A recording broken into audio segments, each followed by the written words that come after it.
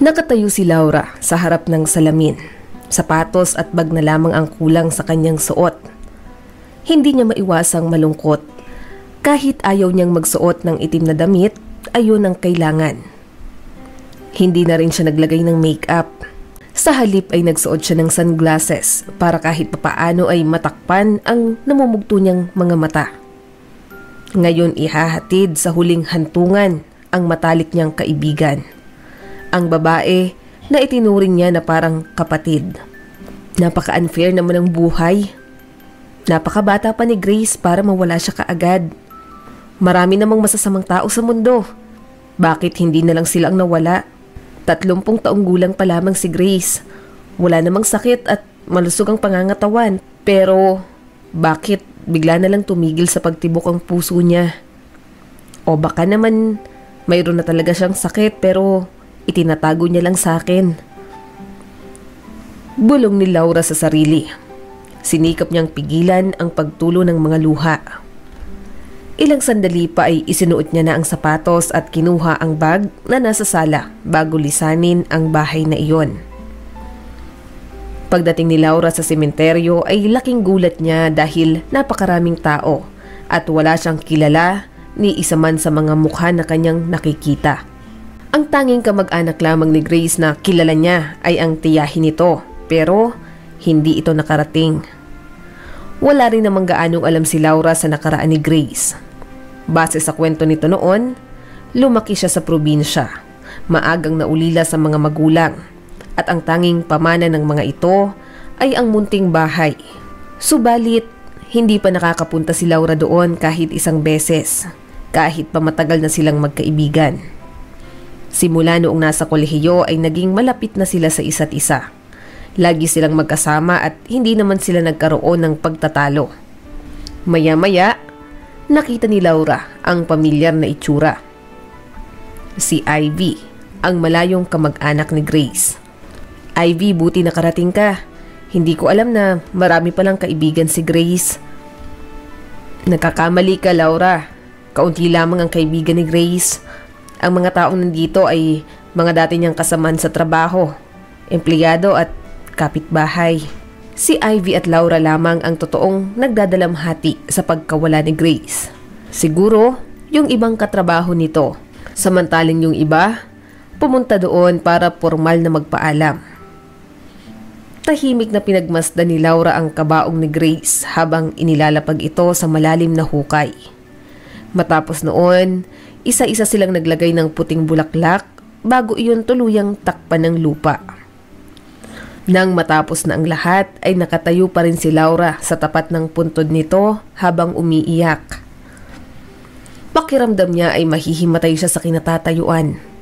Napakasakit na para bang may bahagi ng kanyang puso ang nawala dahil sa pagpanaw ni Grace. Aalis na sana siya ng sementeryo nang bigla siyang pigilan ni Ivy. Iniabot nito ang puting sobre na wala namang kahit anong nakasulat na pangalan.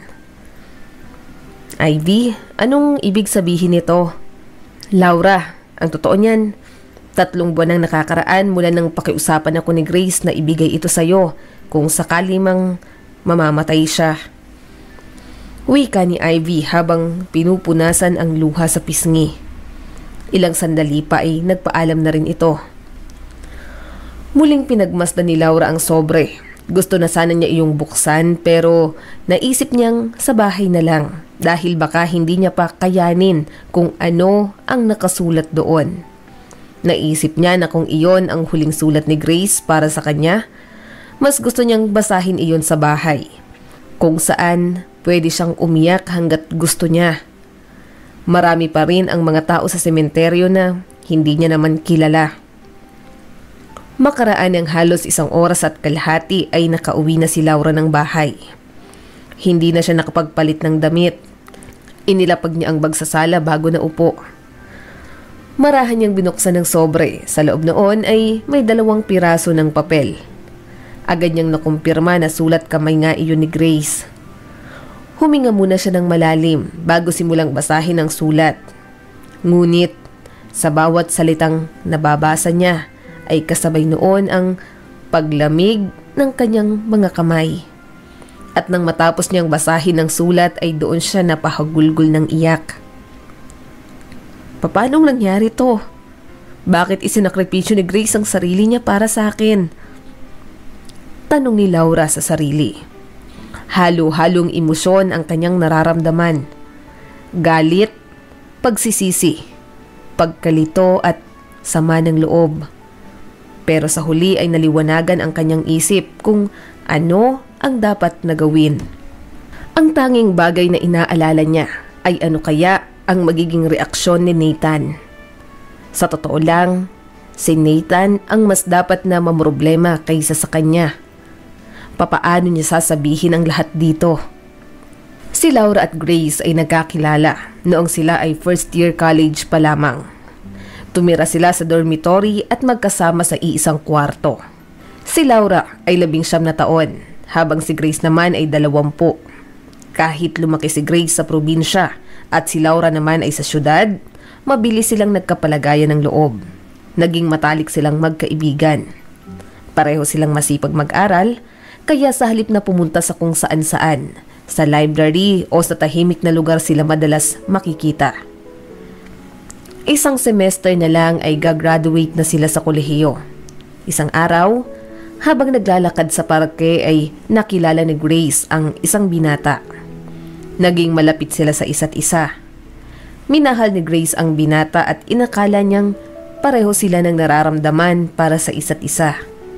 Makaraan ng isang buwan, doon niya lamang ikinuwento kay Laura ang tungkol sa binata. May kaunting tampo si Laura dahil itinago ni Grace ang tungkol sa bagay na iyon ng ganoon katagal. Pero sa kabila noon, masaya siya para sa kaibigan. Noong gabing iyon, panay ang tanong ni Laura tungkol sa misteryosong lalaki. Mabait siya at sa tingin ko, mahal niya rin ako. Sobrang close namin, tsaka wala naman siyang ipinakitang masama. Tsaka huwag kang mag-alala, ipapakilala kita sa kanya at ikaw nang bahalang humusga. Nakangiting wika ni Grace kay Laura. Hindi niya nabanggit ang pangalan at edad ng binata. Wala rin siyang maipakitang larawan nito dahil hindi raw nila naiisip mag-picture tuwing magkasama. Sa halip, ine-enjoy nila ang bawat sandali na sila ay magkausap. Mabilis na lumipas ang mga araw, ngunit hindi pa rin ipinapakilala ni Grace ang lalaki. Napansin na rin ni Laura na laging malungkot ang kanyang kaibigan at minsan pa nga ay tulala ito. Hanggang isang gabi ay umuwi itong umiiyak dahil naghiwalay na raw sila ng kanyang boyfriend. Ang sabi niya sa akin, hindi niya na ako mahal dahil may nakilala siyang ibang babae na mas gusto niya. Gusto niya raw akong kasama pero hindi naman matuturuan ng puso.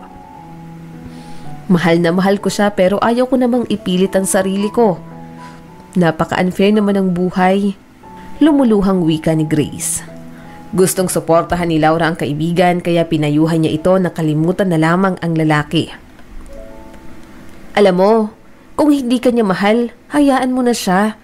Tsaka mabuti na rin yung nagsasabi siya ng maaga para hindi ka na rin umasa. Marami pa namang lalaki sa mundo. Huwag ka nang umiyak. Alam ko, marami ka pang makikilala na mas better kaysa sa kanya. Mas okay na yung naghiwalay kayo kaysa naman lokohin ka niya. Maganda ka, Grace. Mabait at matalino. Kaya siguradong maraming magkakagusto sa'yo. Yung lalaking mamahalin ka at pakakasalan.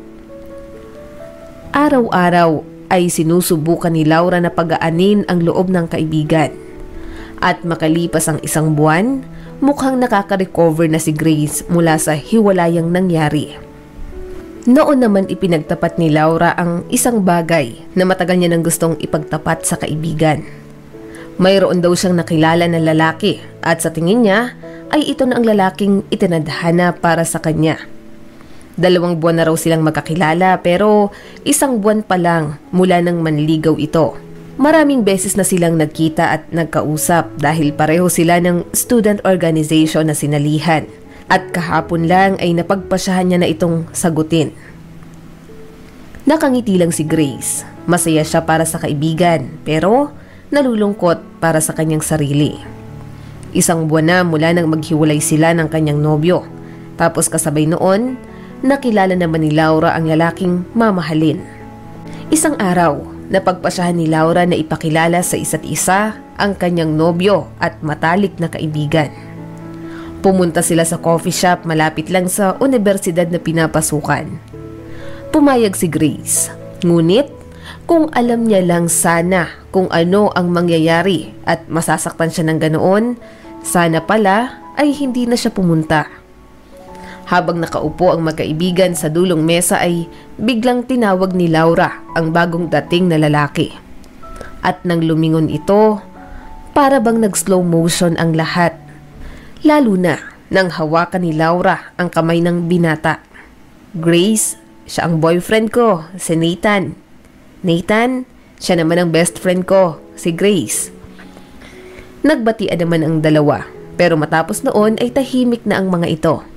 Tanging si Laura lamang ang hindi nakakaalam kung ano ba ang nangyayari. Oh, anong problema? Bakit ang tahimik niyo yata? Magkakilala na ba kayo? Tanong ni Laura. Sasagot na sana si Nathan pero inunahan siya ni Grace. Hindi kami magkakilala. Tsaka ngayon ko lang siya nakita. Nice to meet you, Nathan. Naikwento ka na sa akin ni Laura kaya pakiramdam ko matagal na tayong magkakilala. Sumang-ayon naman si Nathan at ang sabi niya, natutuwa siyang makilala si Grace. May gusto pa sana itong sabihin pero palihim siyang sinipa ni Grace sa ilalim ng mesa. Ay, naalala ko nga pala, kailangan ko pang pumunta sa dean's office. Siya nga pala Nathan, may gusto akong sabihin sa'yo. Wag na wag mong sasaktan ng kaibigan ko. Handa akong gawin lahat para sa kanya. Malalagot sa akin kahit sino pa yan, kahit saktan lang siya sa mga masasakit na salita. Nagpapasalamat ako dahil masaya ang kaibigan ko sa piling mo. Bagay na bagay kayo sa isa't isa. O sige na, kailangan ko nang umalis. Wika ni Grace na halatang nagmamadali. Pagdating ni Laura sa dorm ay hindi niya na naabutan ng kaibigan. Sa halip, isang sulat ang iniwan nito sa mesa. Nakasaad roon ang mga salitang, Laura, kailangan kong umuwi sa probinsya dahil may nangyari daw kay Tia. Pasensya na kung hindi na kita nahintay. Lumipas ang ilang linggo ay doon pa lamang nakausap ni Laura ang kaibigan. Ayon kay Grace, kailangan niya raw huminto muna sa pag-aaral dahil may problema sa pamilya. Biglaan daw ang pagkakasakit ng kanyang tiyahin at sa kasamang palad ay wala namang ibang mag-aalaga dito kung hindi siya. Ilang beses nang nagpupumilit si Laura na pumunta sa probinsya para kahit papaano matulungan ng kaibigan. Subalit lagi lamang tumatanggi si Grace ni hindi rin ito nagbigay ng address. Mabilis na lumipas ang 5 taon. Minsan, nagtatawagan ang dalawa pero hindi sila nagkikita. Hindi na bumalik pa sa pag-aaral si Grace at kung mag-usap man sila ay tamang kumustahan lang. Sa loob ng 5 taong iyon, nagpakasal si Laura at Nathan. Graduate siya sa kolehiyo bilang cum laude. Nagkaroon ng trabaho, mapagmahal na asawa at maayos na buhay. Okay naman ang lahat maliban sa isa. Hindi mabuntis-buntis si Laura. Matapos ang maraming proseso at medical examination ay tinapat na sila ng doktor na hindi sila magkakaanak. Kahit anong pagsusumamo at pagpapakalma ang gawin ni Nathan ay baliwala iyon kay Laura. Hindi niya matanggap ang masakit na katotohanan. Hanggang isang araw, napagpasyahan niyang makipaghiwalay kay Nathan dahil sa tingin niya ay nararapat ito sa ibang babae. Babae na kaya siyang bigyan ng anak. Ayaw sanang makipaghiwalay ni Nathan pero buo na ang desisyon ni Laura. Kaya sa huli, tuluyan silang nag-file ng annulment. Matapos noon ay tumira si Nathan sa kabilang bayan. Tinawagan rin ni Laura si Grace upang ipaalam rito ang mga nangyari. At makaraan lamang ang 3 araw, naroon na si Grace sa kanyang tabi upang siya ay damayan. Dahil matagal silang hindi nagkita, napansin ni Laura ang malaking pagbabago sa itsura ng kaibigan. Nag-mature ang itsura nito na akala mong napakaraming problema ang pinagdadaanan. Gayunpaman, Si Grace ang tumulong kay Laura para muli itong makabangon sa sitwasyong iyon. Nagsimula si Laura ng bagong buhay na walang asawa at wala ring anak. Natigil ang pagmumuni-muni ni Laura nang makatanggap ng tawag mula kay Ivy. Nagtanong ito kung nabasa na ba ni Laura ang sulat. Oo, nabasa ko na. Ikaw, Ivy, matagal mo na ba tong alam? Oo, matagal na. Pero nangako ako kay Grace na hinding-hindi namin sasabihin kanino man, lalo na sa'yo. Iyon ang pinili niyang desisyon. Laura, ngayong wala na si Grace, kailangan mong pumunta dito dahil kailangan ka ng mga bata. At hindi lang ikaw, kundi pati na rin si Nathan. Sasabihin mo ba sa kanya? Hindi ko alam, Ivy. Hindi ko alam kung paano, pero huwag kang mag-alala. Bukas na bukas, pupuntahan ko ang mga bata. Magkita na lang tayo sa terminal dahil hindi ko alam ang eksaktong lokasyon. Wika ni Laura bago ibinaba ang tawag. Hindi pa rin siya makapaniwala na nangyayari ang lahat ng iyon. Kinabukasan, maagang nagising si Laura. Dinaanan niya si Ivy bago tinungo ang bahay ni Grace. Nasa 2 oras din ang biyahe nila. Napaluha si Laura nang bumaba sa tapat ng munting bahay. Ang lugar kung saan lumaki si Grace at tumira ng 5 taon matapos huminto sa pag-aaral. Hindi niya alam kung papaano haharapin ang mga bata. Pero maya-maya ay lumabas ang tiyahin ni Grace. Pinapasok siya nito sa loob. Sa sala nakaupo ang isang babae at isang lalaki. Nagmano sila kay Laura bilang paggalang. Ayon sa mga ito, nakita na raw nila si Laura sa mga larawan at alam nilang ito ang kaibigan ng kanilang ina. Nasabi raw ni Grace na kapag nawala na siya sa mundo, siguradong darating si Laura para tulungan sila. Hindi maipagkakailang kamukhang-kamukha ng kambal si Nathan. Noong ipakilala ni Laura si Grace kay Nathan ay hindi niya alam na ito pala ang dating nobyo ng matalik na kaibigan. Nakipaghiwalay si Nathan kay Grace para ligawan si Laura. Wala siyang niloko at hindi niya rin pinagsabay ang magkaibigan. Hindi niya rin alam na magkakilala pala ang mga ito hanggang sa ipinakilala ni Laura si Grace at Nathan sa isa't isa.